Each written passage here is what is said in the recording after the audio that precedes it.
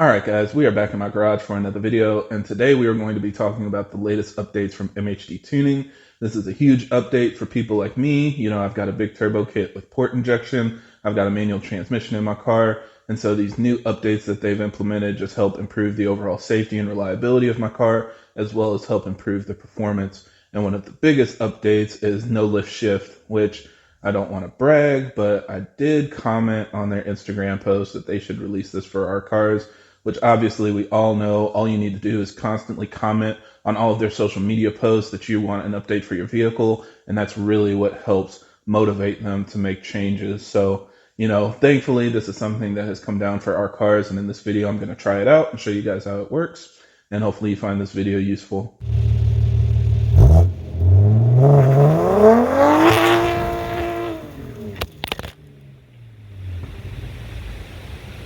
Now, as always, for everybody that's new to the channel, I create these videos to help keep you updated on the latest developments in our community, as well as discuss technical topics so that we have a better understanding of how our engines work. So if you're interested in more videos like that, be sure to subscribe because there will be a lot more coming out in the future.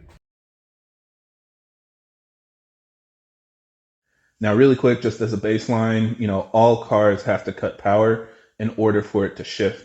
So even on an automatic car, you're going to cut power so that the car can shift to the next gear, and then it'll come back into power. But since on an automatic, everything's done electronically, it can happen in like a split second. However, in a manual car, there's a much bigger delay because you have to come off the throttle, clutch in, shift to the next gear, then clutch out and get back on the power. So you're kind of doing this dance with your arms and your legs in order to get into the next gear. And no matter what, you just can't shift as fast as an automatic. Now with no lift shift, you're basically able to keep your foot completely pinned, wide open throttle, clutch in, shift, clutch out, and it manages everything else for you. Now this is implemented in a lot of different ways in other vehicles. It can potentially be pretty harsh on your transmission. So I did want to go ahead and try it out on my car just to see how things work. So here's a little video of how that went.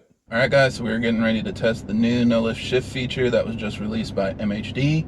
I'm a little bit nervous. You know, I haven't had this feature on my car before, so I'm not really sure what to expect, but we're gonna go ahead and try it out. Setting it up is super simple. You're just gonna flash your MHD map like normal, except you go to the configuration screen and you'll see right at the top there's a checkbox to enable the no lift shift feature, and you can set your minimum RPM. I moved it to 6,000. I didn't really need to, you know, you can leave it at 5,000. Honestly, I just set it there because I knew if I was going to be using the feature, I'd be shifting above 6,000 anyway. And yeah, then you flash your car. You're just going to have to basically reflash the map that you have your car in order to take advantage of that feature. I have a custom tune on my car. If you have an off-the-shelf map, you'll have the same feature as well. And yeah, it's pretty simple. So we're going to go ahead and try this out. The first thing that I want to do is just see how it works. So we're going to get the RPMs up. I'm going to clutch in, and I'm just gonna see what happens, you know, to make sure that the car doesn't rev out or like do anything unexpected that could potentially damage the engine. And once I feel comfortable with that and I see kind of how it's implemented, then we'll go ahead and try it. So let's see how this goes. All right, so I got a little bit of space. Let's see how this does.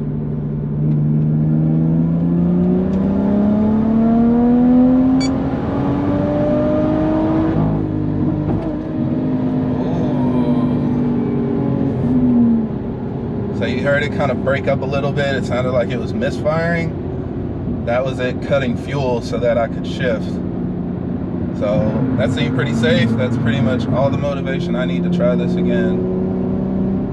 Let's get a little more space. Here we go.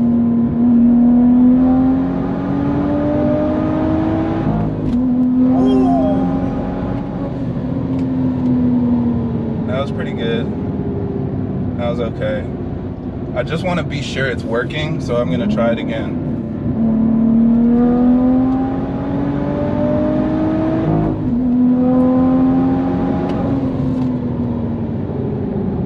I still don't feel sure, so just to make sure, like, you know, let me just double and triple check.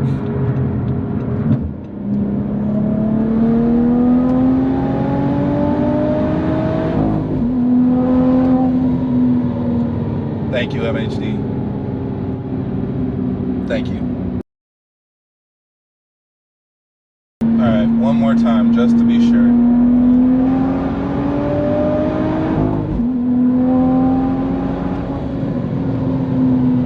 That is too good. So first, just initial impressions. It's extremely safe. When I clutched in with my foot on the pedal just to see what it would do, it held the ignition cut for like maybe 2 seconds, and then it let go and just let the RPMs drop. So it's not holding it forever, nothing super aggressive. It's not like anti-lag or anything. It just holds the RPMs for a little bit, and if you don't shift fast enough, the RPMs will start dropping like normal.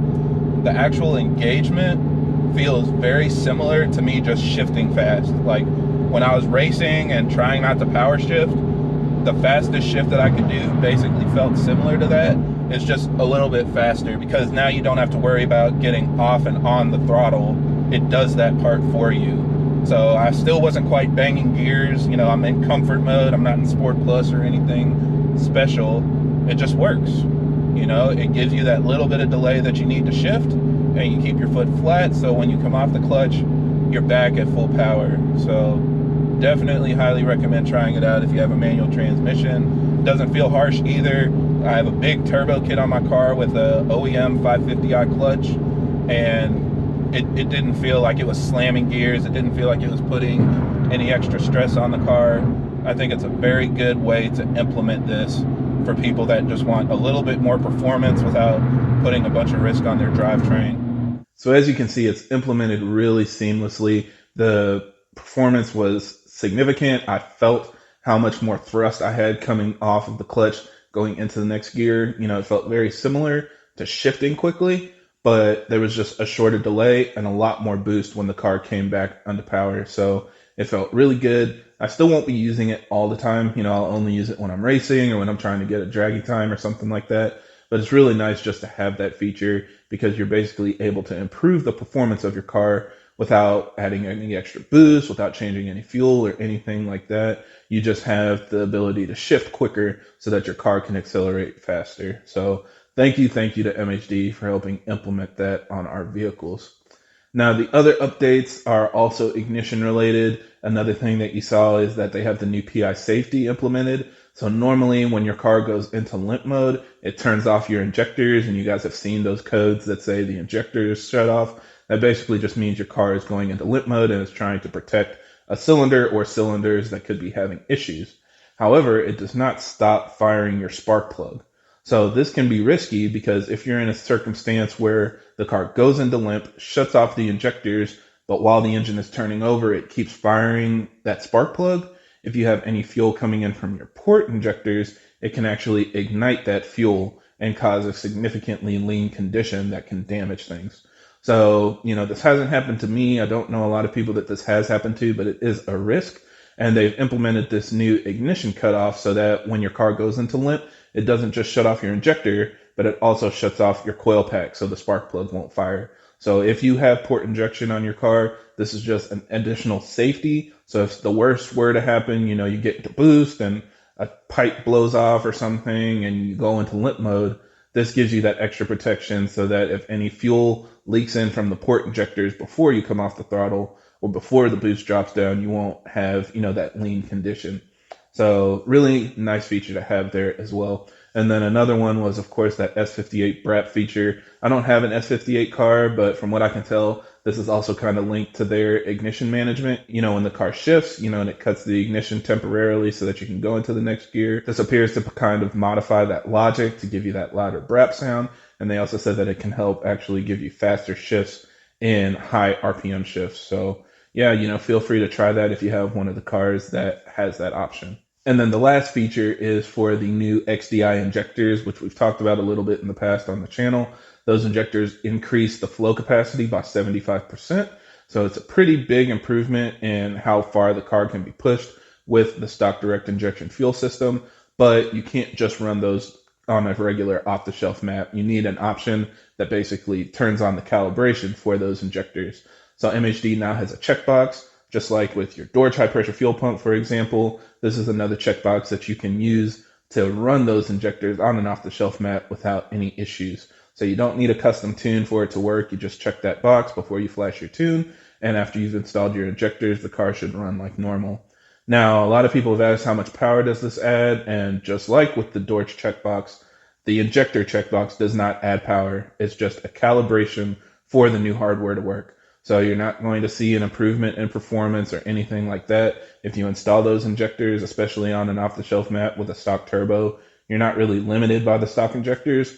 But if this is something that you're just doing now and you're getting ready to prep for a big turbo in the future or something like that, you can at least install the injectors and have them already working on your off-the-shelf map.